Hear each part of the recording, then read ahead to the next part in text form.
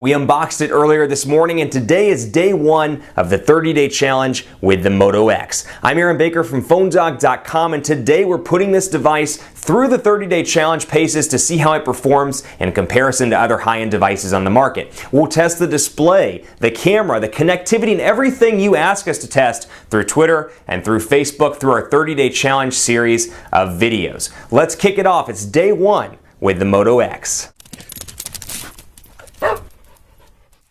You guessed it, my next 30-day challenge is with the Moto X, and this is going to be an interesting challenge for me on a couple of different fronts. One, if you watch my videos, you know that I think there's a huge value add to be had in the most recent version of TouchWiz, the most recent version of Sense 5, and even perhaps to a lesser extent, the most recent version of LG's user interface. There's a lot to offer in these OEM customized versions of Android. They've really taken Android to a whole new level, and this is running a pretty stock build of Android. So the biggest challenge for me, I should say, number one, is going to be A, getting used to stock Android again after working with TouchWiz and Sense 5, and then B, talking about the value adds that those bring to the table and seeing if you know what stock Android or perhaps Motorola's minor customizations to stock Android overcome the benefits that you get from Sense 5 and from TouchWiz. It'll be exciting to work through that. Also, want to point out 4G LTE connectivity on this device and how it works on AT&T. We'll talk a lot about the customizations here. This is the white version, obviously, but we'll talk about AT&T's exclusive lock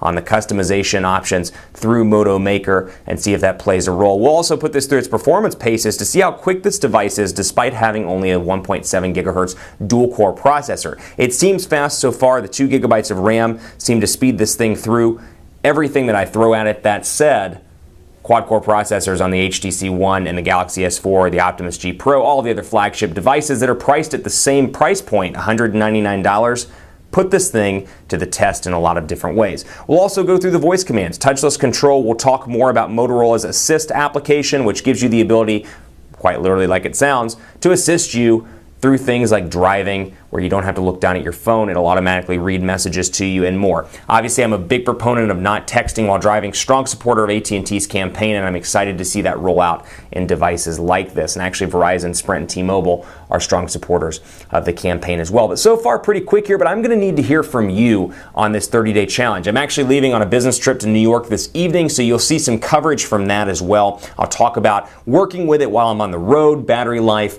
and more. So stick around and ask me questions on Twitter at PhoneDog_Aaron and at Facebook, Facebook.com/HiAaronBaker. Let me know what you want to see, be it camera performance, be it battery life performance, be it the overall look and feel, perhaps how it feels in the hand as opposed to the Galaxy S4 or the HTC One. Maybe you want to know how this thing feels. Sounds like a kind of an old-timey thing, but hey, to make phone calls. Maybe you want to see how it feels in the hand for that, or perhaps you want to see how long it browses the web before the battery dies. Hit me up either through Twitter, Facebook, or Google+, gplus.to. Aaron C. Baker is my personal. PhoneDog is obviously the work one, and ask me any questions you have about this device. But really excited to get my hands on this. This is Motorola's flagship device for the second half of 2013. There's been a lot of buzz around this, and I want to go through everything about this device to see, even at the $199 price point, if it's worth it. Hit me up with your questions. The 30 days begins today with the Moto X. Can I do it? Stay tuned and find out with me.